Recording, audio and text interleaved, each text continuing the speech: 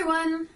Today I just want to make a video to talk to you about the speed at which you let go of your belongings.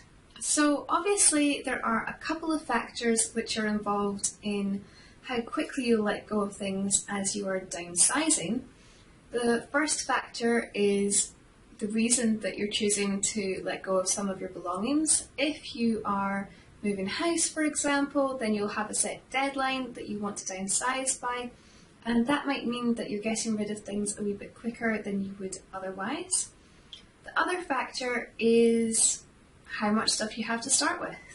So, for example, if you're still living at home, if you're staying in student accommodation, if you have only ever stayed in fully furnished, rented places, then you will probably find that you have less belongings and can get through this process a bit quicker than people who have been living in their own completely unfurnished homes for quite a long period of time and have had to buy everything for that space. So I've been downsizing since February of last year. That means that I've been going through this process for about a year and 4 months now. And I feel like going slowly and steadily with the process has been really helpful to me, and I think there are lots of advantages to taking the process slowly rather than rushing in. And I just wanted to go through a few of those reasons with you today. So the first reason that I think it's a good idea to go slowly is that as you remove items from a space, it can really change the way that that space feels. Just to give you a couple of examples, I used to have a pin board that stayed on my desk in my study, and we also used to have a couple of bookshelves that were in our main bedroom. Now, when those couple of items were taken away, it suddenly changed the way that the space felt. Every time that I walked into my bedroom, for example, I would turn and look because I was very aware that there was something missing. Now, the danger is if you move too many items from a space, then it can really alter the way that you feel about it, and suddenly, instead of getting that sense of relief and feeling like this looks so much better than it did before, you might suddenly feel like this looks really empty.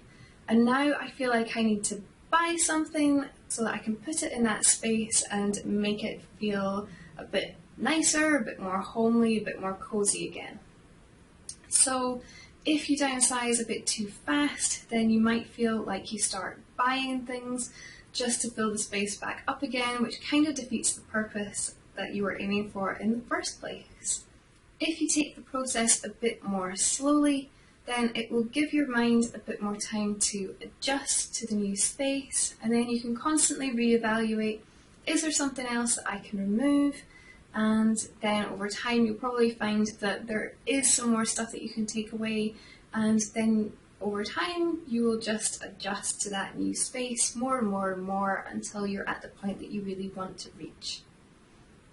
Now, the second reason that I think it's a good idea to go slowly with things is because if you rush in at the beginning and get rid of loads of stuff, then you might find that it gets to a couple of months down the line and you're thinking, where's that thing that I am looking for?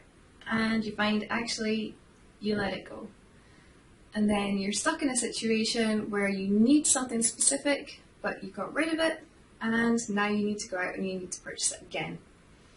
So taking the process quite slowly can help to get rid of that need to go out and repurchase things just because you maybe didn't take enough time to consider the items before you let go of them. And finally, my third reason why I think it's a good idea to take your time when letting go of things is that you can actually plan to let go of things in advance. So if you've watched some of my capsule wardrobe videos, you will see that I was actually wearing some of my things for the last time, and then I was planning to let go of them.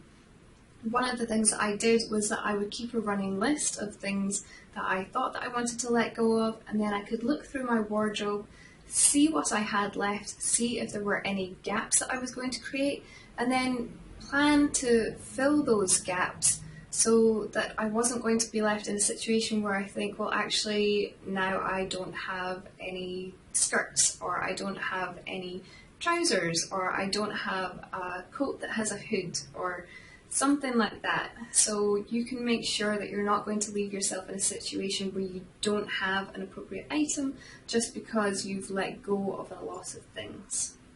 This doesn't mean that you need to replace every item that you're letting go of. All it means is that you're searching for any gaps that you might be creating and making sure that you know that they're going to be there and that you can fill them if necessary. So I hope that you've enjoyed the video.